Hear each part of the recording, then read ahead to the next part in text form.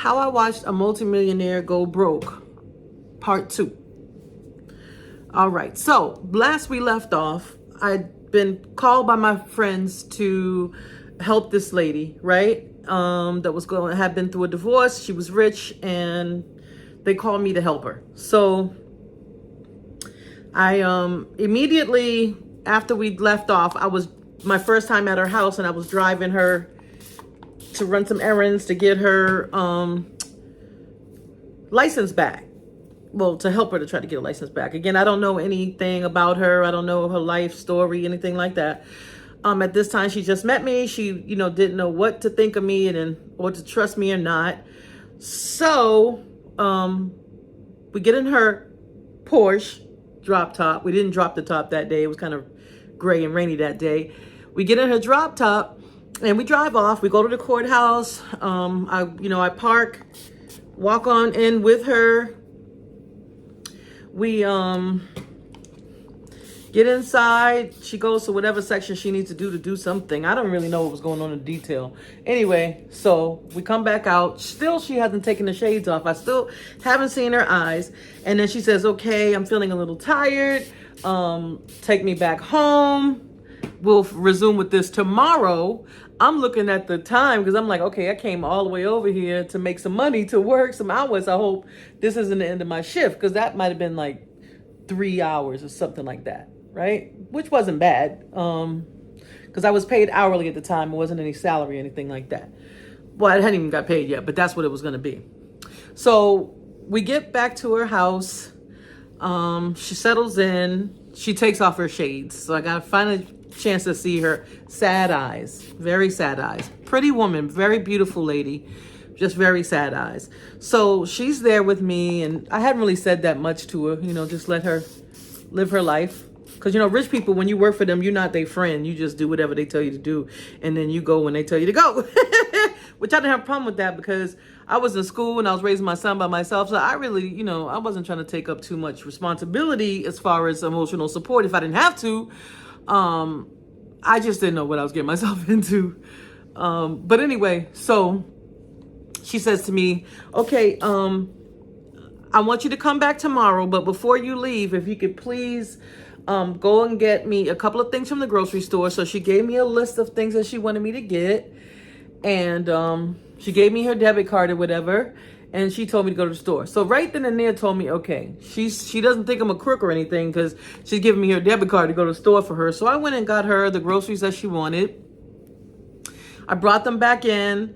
I had the key to get in the, driveway and all of that. I didn't need to get her to let me in. So I got back in and put the groceries in the refrigerator, in the freezer, whatever needed to go, where it needed to go. And then I yelled to her, and I can't say the name. I got to make sure I don't say this name this whole time.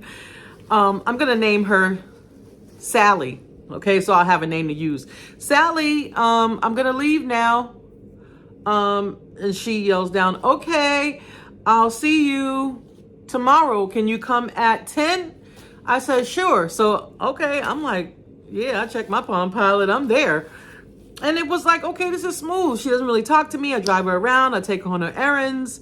And we keep it moving. Like, it's not a big deal. So this seemed like the ideal job for me. So I called my friend immediately. Well, not immediately. I waited a day or so. My friend called me. And she was like, everything went well so far. So good. I said, okay, well, you let me know. She said, you'll do fine, kid. You'll do fine. We know you. We know her. You guys are just going to make out, right? You guys are just going to make out fine. And so that's how it started. And then the second day I went, same procedure. I got in the gate. They told me, where to go. Gave me a little badge to be in there. And, oh, my concealer. Okay, gave me a little badge to be in there. And so I was driving up to her driveway. I got there. I didn't know what to expect. Of course, I didn't know what to expect. And she let me in the garage. I didn't have the garage key. And when I got in there, she was there on the couch, sitting on the couch in the kitchen area.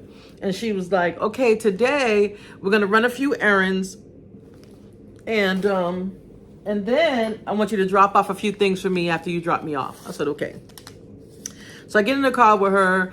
We go drive out far to some place further out than where she lives. She just told me go there, take a left, make a right. I don't know where I'm going. I don't care. And we go to like the city hall for another county. And so, okay. And then she goes in and she comes back out. And she goes in, comes back, she immediately starts crying. And I'm like, why is she crying? But I don't know. Who am I to tell somebody not to cry? That's her car and her house and whatever.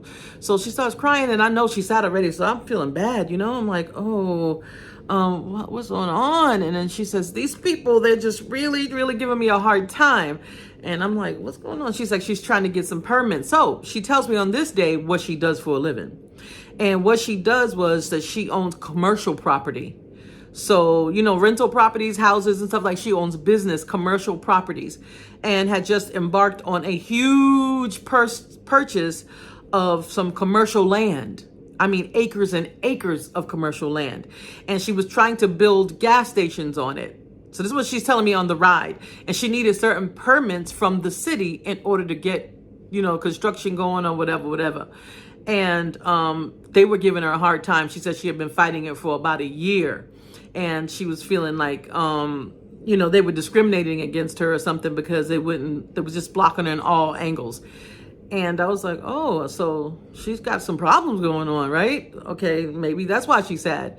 So I don't know. So I took her home and she said, okay, go to the cleaners for me, drop this off at the cleaners. I want you to take these boots to this lady at the hairdresser that I go to.